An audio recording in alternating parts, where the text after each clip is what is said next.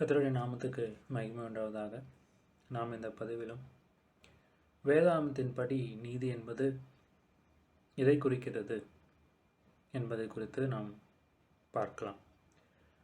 அதாவது, நாம் ரட்சிக்கப்பட்ட பின் அந்த நீதியை நாம் எப்படி விளங்கிக் கொள்ள வேண்டும், அதாவது நாம் ரட்சிக்கப்படுவதற்கு முன்பாக எப்படி இருக்கிறோம், ரட்சிக்கப்படுவதற்கு பின்பாக எப்படியாக இருக்கிறோம் என்பதெல்லாம் வைத்து இயேசு கிறிஸ்துவை விசுவாசிப்பதினாலே அந்த நீதி என்பதை நாம் எப்படி புரிந்து கொள்ள வேண்டும், அதை சரியான முறையில் புரிந்து கொள்ளும் போதுதான் இயேசு கிறிஸ்து சிலுவையில் நமக்கு செய்த காரியங்களை நாம் தெளிவாக விளங்கிக் கொள்ள முடியும். இல்லை என்றால் இதை குறித்து நாம் தவறான சில புரிதலுக்குள்ளாக செல்ல வேண்டியிருக்கும். அதனால் நாம் இந்த பதிவிலும் எப்படி நாம் இந்த நீதியை வேதாகமத்தின் அடிப்படையில் புரிந்து கொள்ள வேண்டும் என்பதை குறித்து நாம் பார்ப்போம். நாமளாக ரட்சிக்கப்படணும் அப்படின்னு நினைக்கும் போது, அதாவது எந்த உதவியும் இல்லாமல் நாமவே ரட்சிக்கப்பட வேண்டும் என்று நாம் நினைக்கும் போது, நாம் எல்லா விதத்திலும் சரியான முறையில் நடக்க வேண்டியுள்ளது. அதாவது நம்முடைய பேச்சில், நம்ம பேசுகிறப்ப, அல்லது நாம் இருதயத்தில் சில எண்ணங்களை, சில தவறான எண்ணங்களை தவிர்த்து சரியான முறையில் நாம் சிந்திக்க வேண்டும். மற்றும் எல்லா விதத்திலும், அதாவது நெறிமுறையோடு நாம் இருக்க வேண்டும். மற்றும் பல விதத்தில் நாம் சரியான முறையில் நடக்க வேண்டி உள்ளது. ஆனால் நாம் வேதாகமத்தின்படி இயேசு கிறிஸ்துவை புரிந்து கொள்ளும்போது, இயேசு கிறிஸ்துவை விசுவாசித்து அவரை நம்முடைய இரட்சகராக ஏற்றுக்கொள்ளும் போது வேதம் என்ன சொல்லுகிறது என்று சொன்னால், ரோமர் 5:19 படி இயேசு கிறிஸ்துவின் கீழ்ப்படிவினாலே நாம் நீதிமான்களாக்கப்பட்டோம். அதாவது இது நாம் ரட்சிக்கப்படும்போது, அதாவது நான் இயேசு கிறிஸ்துவை விசுவாசிக்கிறேன் மற்றும் நாம் ரட்சிக்கப்படுகிற போது நாம் இந்த காரியத்தை நாம் புரிந்து கொள்ள வேண்டும். அதாவது நாம நல்லது செய்கிறதுனால, இல்லை நான் எல்லா விதத்திலும் நீதியாக இருக்கிறேன் என்பதினால நான் நீதிமான்களாக்கப்படுவதில் இல்லை. மாறாக இயேசு கிறிஸ்துவை விசுவாசிப்பதினாலே, இயேசு கிறிஸ்துவின் மீது நான் வைக்கும் விசுவாசத்தினாலே,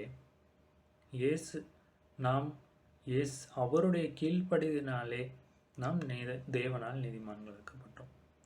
அதாவது அவர் மீது வைத்த விசுவாசத்தின் காரணமாக, அவருடைய கீழ்ப்படிதலினாலே வருகிற நீதியினாலே நாம் மூடப்பட்டிருப்பதால் இதை நாம் பொசிஷனல் ரைச்சியஸ்னஸ் என்று நாம் அழைக்கிறோம். அதாவது நாம அல்ல, நான் செய்கிற சில காரியங்கள்னால அல்ல, நான் நல்லது செய்கிறேன், இந்த காரியத்தை என்னுடைய வாழ்வில் எல்லா விதத்திலும் நான் சரியாக நடக்கிறேன் என்பதனால அல்ல, அந்த ஜீவனுள்ள தேவனை, எல்லா விதத்திலும் நீதிமானாக இருக்கிற இயேசு கிறிஸ்துவை விசுவாசிப்பதினால் வருகிற அந்த விசுவாசத்தினாலே நாம் நீதிமான்களாக்கப்படுகிறோம். ஸோ இதை நாம் பார்க்கும்போது, இதை நாம் குறிப்பிடும் போது இது நிலை நீதி அல்லது பொசிஷனல் ரைச்சஸ்னஸ் என்று நாம் அழைக்கிறோம். மற்றும் நாம் ரட்சிக்கப்பட்ட பின் நான் இவ்வளோ நாள் எப்படி இருந்தேன், அப்படியே என்னுடைய வாழ்வை நம்ம லீட் பண்ண முடியாது. நிறைய நேரங்களில் நாம் தவறு செய்திருப்போம். ரட்சிக்கப்படுவதற்கு முன்பாக நிறைய நேரங்களில் நம்முடைய உள்ளத்தின் யோசனைகள் தவறாக இருந்திருக்கும், தேவனை வெளிப்படுத்துவதாக இருந்திருக்காது. நாம் மாம்சத்தின்படியாக நாம் நடந்து கொண்டிருப்போம். ஆனால் தேவனை ஏற்றுக்கொண்ட பின், அவருடைய நீதியினாலே நாம் நீதிமான்களாக்கப்பட்ட பின், அதே மாதிரி நம்மளால் இருக்க முடியாது. ஏனென்று சொன்னால், ஜீவனுள்ள தேவனை நாம் விசுவாசிக்கிறோம். அப்படி இருக்கும்போது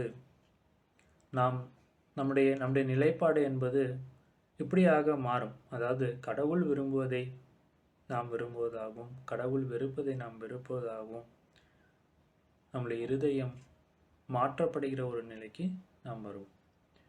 அப்போது அந்த இருதயம் நாம் மாற்றப்பட்டதினால் இயேசு கிறிஸ்து வெளிப்படுத்தும் விதமாக நாம் நற்காரியங்களை செய்வோம். ஸோ அப்படியாக நாம் அதை செய்யும்போது, அதாவது நம்முடைய நடைமுறை வாழ்விலே நாம் நீதியான காரியங்களையும் நீதிமான்களுக்குரிய குணத்தினையும் உடையவர்களாக நாம் இருப்போம். ஸோ அப்படியாக நாம் இருக்கும்போது அது நம்முடைய நடைமுறை வாழ்விலே நாம் தேவனை வெளிப்படுத்துகிறோம்.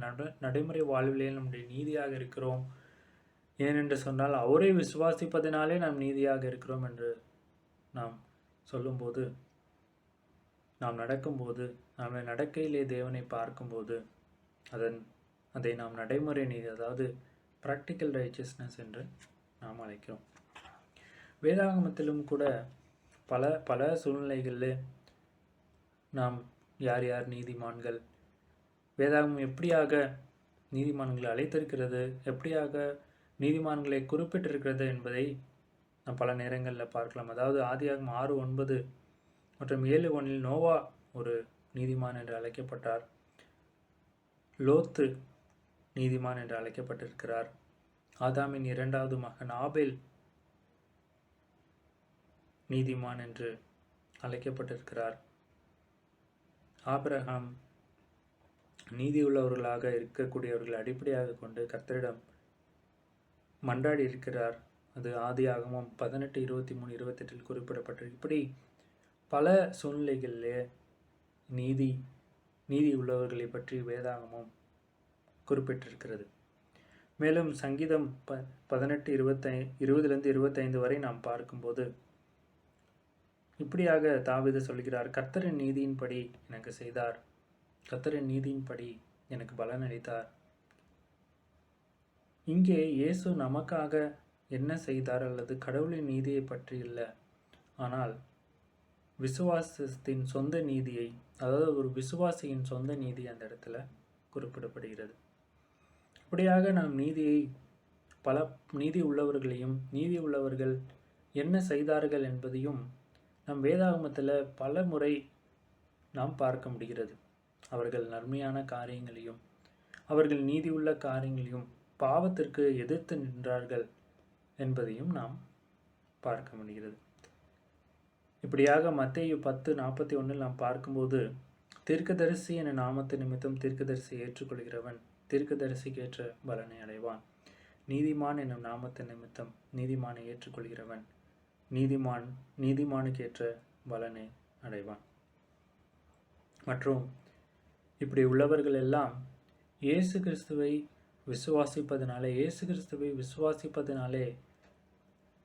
பசித்தோருக்கு உணவும் தாகத்திற்கு தண்ணீரும் அளித்து அந்நியருக்கு விருந்தளித்து உதவி செய்பவர்கள் பிதாவாகிய தேவனால் ஆசீர்வதிக்கப்பட்டவர்கள் மற்றும் தேவனுடைய ராஜ்யத்தில் இருப்பார்கள் என்று சொல்கிறார். உண்மையுள்ள ஊழியக்காரனே என்றும் ஆண்டவர் அங்கே குறிப்பிட. இப்படியாக நீதி என்பது வேதாகமத்தில் பல இடங்களில் குறிப்பிடப்பட்டிருக்கிறது. ஆனால் இவை எல்லாற்றையும் விட பல பரிமாணங்களில் பல கோணங்களில் நீதியானது வேதாகமத்தில் வெளிப்படுத்தப்பட்டிருக்கிறது. ஆனால் முடிவாக நாம் பார்க்கும்போது இயேசு கிறிஸ்துவை விசுவாசிக்கிற நாம், இயேசு கிறிஸ்துவை விசுவாசிக்கிறோம் என்று சொல்லி நாம் அறிக்கையிடுகிற நாம், அவருடைய நீதியினாலே மட்டுமே நாம் ரட்சிக்கப்படுகிறோம். அதன் விளைவாக, அதாவது நாம் அவரை விசுவாசித்து அவரை ஏற்றுக்கொள்வது, அவர் மீது வைத்திருக்கிற விசுவாசத்தினாலே நாம் முன்பு பார்த்தது போல இயேசு கிறிஸ்துவின் கீழ்ப்படிதலினாலே நாம் தேவனால் நீதிமான்களாக்கப்பட்டோம். அதாவது நாம் நல்ல காரியங்கள் செய்வதனால அல்ல, மற்றும் நல்ல காரியங்களை நாம் செய்து முடிப்பதனால் அல்ல, தேவனை இயேசு கிறிஸ்துவை நாம் விசுவாசிப்பதினாலே அதன் விளைவாகவே நாம் நீதிமான்கள் என்று அழைக்கப்பட்டிருக்கிறோம். இதை நாம் தெளிவாக புரிந்து கொள்ள வேண்டும். மற்றும் அப்படிப்பட்ட ஒரு விசுவாசத்தின் அடிப்படையிலே மாத்திரம் நாம் நீதியான காரியங்களை செய்கிறோம். ஏனென்று சொன்னால் இன்று உலகத்திலும் பல நேரங்களில் பல சூழ்நிலைகளில் பலர் நீதியான காரியங்களை செய்வதை நாம் பார்க்கிறோம். ஆனால் அவையெல்லாம் நம்மை பரலோகத்திற்கு எடுத்து செல்லுமா? அவையெல்லாம் நான் தேவனோடு இந்த உலக வாழ்க்கையில் நான் முடிக்கும்போது அவரோடு என்னை சேர்க்குமா என்றால் கிடையாது. ஏனென்று சொன்னால் இயேசு கிறிஸ்துவை விசுவாசித்து அவருடைய பாடு மரணத்தை நாம் விசுவாசித்து அதன் விளைவாக நாம் நற்செயல்களை செய்வதே அவருக்கு முன்பாக அது ஏற்புடையதாக இருக்கும், அவருக்கு முன்பாக அது பிரீதியாய் இருக்கும். ஸோ இந்த காரியத்தை நாம் தெளிவாக புரிந்து கொள்ள வேண்டும். அதாவது நாம் முதல்ல பார்த்ததுபடி பொசிஷனல் ரைச்சஸ்னஸ், அதாவது இயேசு கிறிஸ்துவை விசுவாசிப்பதினாலே நாம் நீதிமான்களாக்கப்படுகிறோம். மற்றும் இயேசு கிறிஸ்துவை ஏற்றுக்கொண்டதினாலே நாம் சில நற்காரியங்களை செய்வது ப்ராக்டிக்கல் ரைச்சஸ்னஸ் என்று நாம் அழைக்கிறோம். ஸோ இப்படியாக பொசிஷனல் ரைச்சஸ்னஸின் விளைவாக நாம் இயல்பான நம் நடைமுறை வாழ்க்கையிலே நீதி உள்ளவர்களாய் நாம் மாற்றப்படுகிறோம். இந்த விதத்திலே நாம் இதை புரிந்து கொண்டு நாம் நம்முடைய வாழ்விலே செயல்படும் போது நம்முடைய கிறிஸ்தவ வாழ்க்கையையும் நாம் நீதி உள்ளவர்களாய், நான் ஏன் இதை செய்கிறேன், ஏன் சில நல்ல காரியங்களை செய்கிறேன், ஏன் நான் என்னுடைய வாழ்விலே நீதி உள்ளவனாக எல்லா சூழ்நிலைகளிலும் தேவனுக்கு முன்பாக மற்றும் இந்த உலகத்திலே சரியானவனாக வாழ விரும்புகிறேன் என்று நாம் நினைத்து பார்க்கும்போது அது நான் ரட்சிக்கப்பட வேண்டும், அதாவது நான் நல்ல காரியங்களை செய்து ரட்சிக்கப்பட வேண்டும் என்பதற்காக அல்ல, நான் அவரை விசுவாசிப்பதனாலே நீதிமானாக்கப்பட்டிருக்கிறேன், அதன் விளைவாக நான் நன்மையான காரியங்களை செய்கிறேன் என்ற தெளிவான புரிதல் நமக்கு இருக்க வேண்டும். இந்த புரிதல் நமக்கு தவறும்போது நாம் ஒருவேளை நான் என்னுடைய சுய பலத்தினால் நான் நீதிமானாக்கப்படுகிறேன் என்று நான் நினைத்து கொள்ளலாம், அல்லது நானாகவே என்னுடைய உள்ளத்தின் விருப்பத்தின்படி நான் நல்ல காரியங்களை செய்கிறேன் என்று நான் நினைத்து கொள்கிறேன். ஏன் இதை சொல்கிறேன் என்றால், பணம் உள்ளவர்களெல்லாம் உதவலாம், அல்லது நல்ல உடல் தகுதியில் இருக்கிறவர்கள் பல பேருக்கு பல உதவிகளை ஓடி செய்யலாம். ஆனால் தேவனை விசுவாசித்து நாம் செய்யும்போது அது நம் தேவனை வெளிப்படுத்துவதாகவும் அந்த நீதியானது தேவனுக்கு முன்பாக உகந்ததாகவும் தேவன் அங்கீகரிக்கின்ற ஒரு நீதியாகவும் மற்றும் அது நமது உலகத்தில் வாழும் வரைக்கும் தேவன் நீதி உள்ளவர் என்பதை வெளிப்படுத்தும் ஒரு ப்ராக்டிக்கல் ரைச்சஸ்னஸ், அதாவது நடைமுறை நீதியாகவும் அது இருக்கும். அதுவே தேவனுக்கு உகந்தது. இப்படிப்பட்ட புரிதலோடு நாம் நன்மையான காரியங்களை செய்ய வேண்டும். இந்த உலகத்தாரின் படி அல்ல, இந்த உலகம் செய்கிற படி அல்ல. நாம் நீதியிலே இருந்தாலும் நீதி உள்ளவர்கள் நீதியான காரியங்களை செய்தாலும் அது வேதத்தின் அடிப்படையிலையும் தேவனை நான் விசுவாசித்திருக்கிறேன், தேவன் என்னுள் இருக்கிறார், தேவனை வெளிப்படுத்துவதற்காகவே அப்படிப்பட்ட நீதியான காரியங்களை செய்ய வேண்டுமே தவிர, ஏனென்று சொன்னால் இந்த புரிதல் இல்லாமல் நாம் செய்யும்போது நம்மை வெளிப்படுத்துவோம், நான் இதை செய்தேன் என்ற பெருமை நமக்குள் உண்டாகும். ஆனால் இப்படிப்பட்ட நீதியையும் இப்படிப்பட்ட காரியங்களையும் தேவன் அங்கீகரிப்பதில்லை. நாம் அவரே விசுவாசிப்பதனாலே நீதிமான்களாக்கப்படுகிறோம். என்னென்று சொன்னால் இந்த ரட்சிப்பு எல்லாமே அவர் மூலமாய் வந்தது. நான் எப்படி இந்த நல்ல காரியங்களை செய்கிறேன், பரிசுத்த ஆவியானவர் என் உள்ளத்தில் இருந்து என்னை நடத்துவதனாலே நான் நல்ல காரியங்களை செய்கிறேன். இப்படிப்பட்ட புரிதலோடு நாம் இந்த நீதியை நாம் அணுக வேண்டும். அப்போது நீதிக்குரிய சரியான ஒரு விளக்கம், ஒரு புரிதல் எனக்குள்ளே இருக்கும். நானும் தேவனை வெளிப்படுத்துகிறேன், சரியான முறையிலே தேவனை விசுவாசி, அதன் விளைவாக நான் நற்காரியங்களை செய்து தேவனை வெளிப்படுத்துகிறேன் என்ற புரிதல் நமக்கு எப்போதும் இருக்க வேண்டும். இந்த வார்த்தை உங்களுக்கு பிரயோஜனமாக இருக்கும் என்று விசுவாசிக்கிறேன். கர்த்தர் தொடர்ந்து நம்மளுடைய நீதி பாதையிலே நம்மை நடத்துவாராங்க. ஆமென்.